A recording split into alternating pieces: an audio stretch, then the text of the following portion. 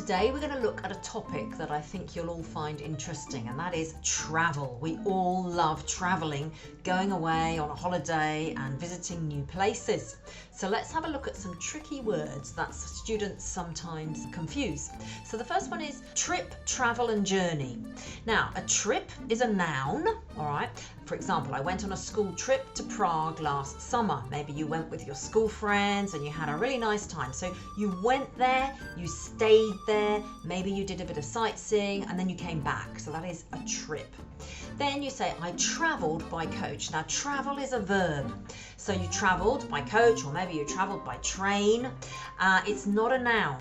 Okay, you can only use travel as a noun in a kind of general sense. So you could say travel broadens the mind. All right, this means that travel in general makes us more knowledgeable. You can't say I went on a travel. That would be wrong. You'd have to say I went on a trip or maybe a journey. Then the journey is really like describing moving from A to B. So the journey to Prague was very long. It took 30 hours.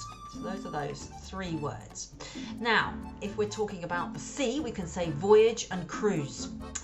The voyage across the channel took 3 hours. So maybe you were traveling from England to France, okay, and you took a boat and it took 3 hours. So this is a voyage. It's a bit like journey from A to B.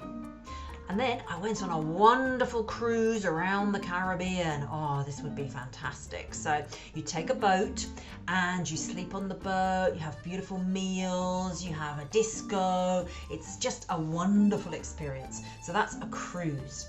Then we've got holiday and holidays.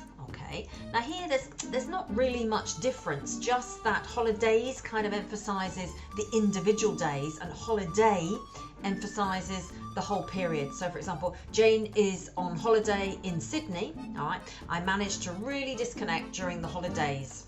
All right, just be careful if you use holiday that it's going to be a singular noun and holidays is plural, so you have to change the verb accordingly. And also with the preposition on, we can only say on holiday. You can't say on holidays. You can't say Jane is on holidays. No, she's on holiday. Camping and campsite. Now, camping is a verb. Okay, so I'm going camping with my school friends this weekend. Okay, it's the activity. And then we're going to stay on a lovely campsite next to the beach. The place where you sleep is called the campsite. The activity is to camp. So we camped on the beach, yeah? We camped at a campsite. Don't say we went to a camping because that is wrong. Then we've got excursion and a tour, okay? So my aunt and uncle went on a tour of Barcelona. They really enjoyed hearing about the history and they said that the tour guide was very knowledgeable, okay? So a tour is like when you visit a place and you go around and you normally learn quite a lot about that place. Maybe you have a tour guide who tells you about that place. And the other one, excursion. Next week I'm going on an excursion to the Pyrenees with my class. So this is usually like a short journey that you go for pleasure, and it's often with a group of people. So you're going on this excursion, maybe you're going to go walking, you're going to have a lot of fun on this trip, okay?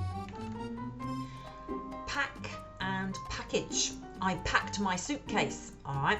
I always find when I pack my suitcase, I put too many things in my suitcase. It's very difficult to be selective, yeah? I'm not good at packing. This is a verb, all right? I always take a backpack when I go hiking, all right? So I have a nice bag on my back, and this makes it more enjoyable because I don't have to carry it in my hand and I can really enjoy the walk. And then we've got the word package. Now this collocates very often with holiday. I went on a package holiday to Mallorca. It was really good value for money. A package holiday is one of these holidays where everything is included, yeah? You have your flight, you have the accommodation, maybe the food, and you know, it's a really good way to go on holiday if you just want to chill out and relax and not worry about anything.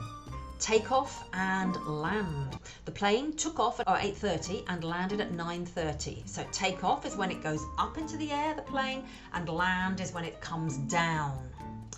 delay and cancel.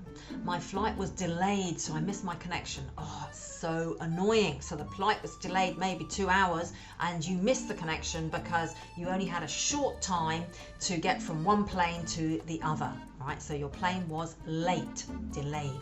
Our flight to New York was cancelled due to the freezing conditions. Yeah, this can happen in New York. It gets really cold in the winter. Sometimes it's so icy that they have to cancel the flights, and that's a real shame.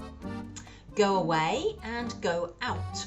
I'm going away to the mountains for the weekend. All right, so here you're going for a few days, you're leaving your city and you're going to a different place and you're going to stay there, maybe in a hotel or a hostel. I'm going out tonight, I'm meeting my friends and we're going to the cinema. So going out is just for a few hours or the evening, okay? And then you're going to come home and sleep in your own house. Crew and passengers. The cabin crew were very polite and helpful during the flight. Okay, so this is really nice when the air hostesses or the air steward are really nice to you and they serve you your drinks politely. This is lovely. So these are the people who work on the plane. I was shocked when one of the passengers was rude to the air hostess. Okay, so passengers are the people traveling, right? This could be on a plane or it could be just in a car, but someone who is not driving or not flying the plane, they are just traveling in that mode of transport.